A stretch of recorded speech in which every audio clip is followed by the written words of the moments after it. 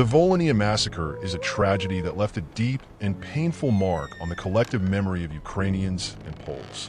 When turning its pages, it is worth starting with an understanding of the complexity of the historical context that preceded these tragic events and examining in detail the various aspects of the conflict. Not repeating what has already been said, but developing the theme logically. Historical background and political situation. Back in 1930s, Volhynia was part of the Second Polish-Lithuanian Commonwealth, a complex multinational state. The diversity of cultures, languages, religions, and national communities created a multi-layered social landscape in which Ukrainians, Poles, and Jews lived side by side, albeit often in conditions of inequality and conflict. The Ukrainian majority of the rural population opposed the Polish petty nobility and the authorities that controlled land ownership, administration, and education. One of the key figures in the region at that time was Vasyl Kuk, an outstanding commander of the Ukrainian Insurgent Army who led the UPA's operations in Volhynia. His name is associated with the organization and execution of combat missions that determined the course of events. He believed that the struggle for Ukraine's independence required decisive action, driven by ethnic ideology. This approach found both supporters and critics. On the Polish side, Władysław Intewski, an officer of the Home Army who was involved in the defense of Polish villages in Volhynia, enjoyed particular attention and respect. He played an important role in organizing the partisan struggle and tried to coordinate the protection of the civilian population. Social tension and escalation of the conflict. After the start of World War II, social and national tensions in Volhynia began to grow. The Ukrainian population, disappointed with Polish interwar policy and occupation, increasingly supported the ideas of national liberation. The Organization of Ukrainian Nationalists and its military wing, the UPA, became an influential force that gradually liberated territories. The Polish Home Army, although weakened by the war, tried to maintain control and defend the rights of the Polish population, which was in danger. The situation in rural areas deteriorated. Individual communities became targets of attacks, arson, and murders. In the first months of 1943, the UPA began systematic actions against Polish villages. It is known that ambushes and attacks were organized in numerous villages, resulting in significant losses among Polish civilians. In many cases, this was accompanied by the retreat of Polish populations or their mass evacuation. The beginning of large-scale violence. Starting in July 1943, the conflict flared up in full force. The most famous Polish settlements, such as Porzyk, Kortelesy, and Sarin, suffered brutal attacks with a large number of casualties. People's lives were destroyed, children, women, and the elderly were brutally executed, and villages were almost completely destroyed. Roman Shukovich, commander of the UPA and an important figure in the Ukrainian national movement, played a special role in these events, believing such tactics necessary to strengthen the position of Ukrainians in the region.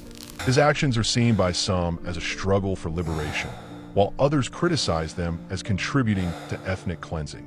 The Polish side, in turn, organized partisan units that responded with counterattacks, which often affected Ukrainian villages and citizens.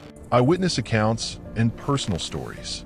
One of the most compelling sources of information about the tragedy is the testimony of eyewitnesses and the families of victims. For example, Maria Koval from the village of Porzyk recounted how her family lost all their loved ones during the attacks. She remembered every moment of horror that forced her to flee her home. On the other hand, Ivan Petrenko, a Ukrainian peasant from a neighboring village, recalled how his family hid from attacks by Polish partisans who perceived all Ukrainians as enemies. These personal stories help us understand the real scale of the tragedy beyond the dry figures. During the fall of 1943, violence in the Volhynia region escalated, complicating the lives of both the Polish and Ukrainian populations. Systematic raids by underground formations led to the destruction of villages, civilian casualties, and mass resettlements. One of the key figures in the Polish resistance was Kazimierz Turski, commander of local partisan units, who organized the defense of Polish villages and coordinated counterattacks on UPA positions. His combat tactics, often brutal, reflected the realities of war and the struggle for survival. On the Ukrainian side was Dmytro Klyakivsky, known as Klim Savr, one of the main strategists of the UPA who planned and directed military operations in Volhynia. His name is associated with a well-coordinated organization of underground forces and the conduct of attacks aimed at liberating Ukrainian lands from Polish influence. Mutual attacks led to an escalation of inter-ethnic conflict, which was difficult to control. Many villages, both Polish and Ukrainian, became battlefields or victims of acts of revenge. Civilians lost their homes, property, and, worst of all, their families. In his memoirs, Polish teacher Józef Zalewski described the fear and hopelessness that peaceful residents found themselves in. We didn't know who to trust. Every day was a struggle for survival. I will never forget the screams and cries of my neighbors. Such stories became a shared pain for both nations.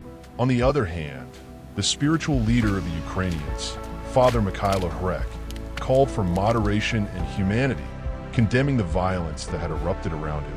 His sermons about peace and shared values were often ignored by radicals on both sides. It is equally important to understand the role of external factors. The German occupation administration was largely indifferent to the conflicts between Ukrainians and Poles, particularly because of its own plans and priorities in the region.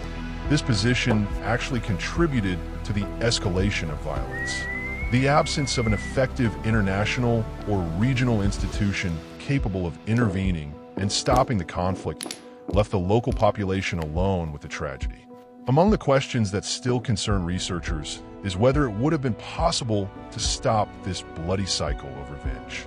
Were there real chances to build dialogue instead of war? One of the methods of scientific understanding of events is to compare documentary evidence with oral accounts and preserved archives.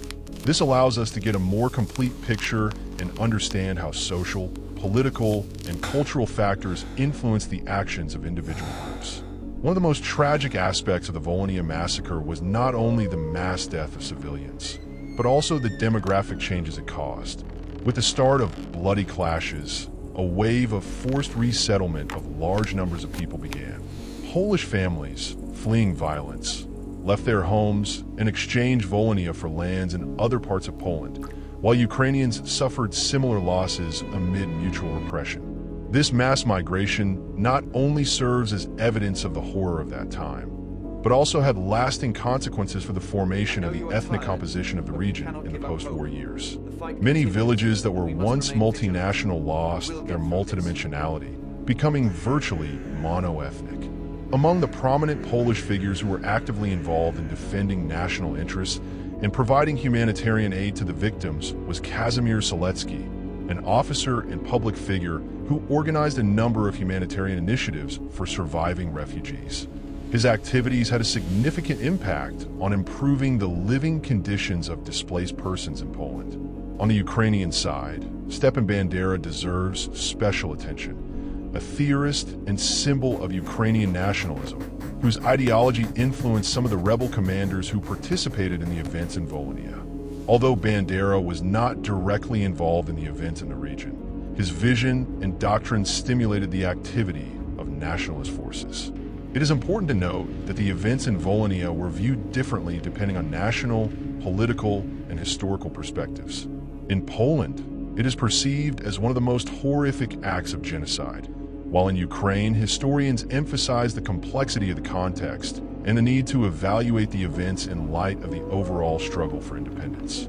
This conflict was further complicated by external geopolitical factors, in particular the interests of Nazi Germany and the Soviet Union. The occupying regimes not only did not intervene in internal disputes between Ukrainians and Poles, but often manipulated them in their own interests, fueling hatred and division.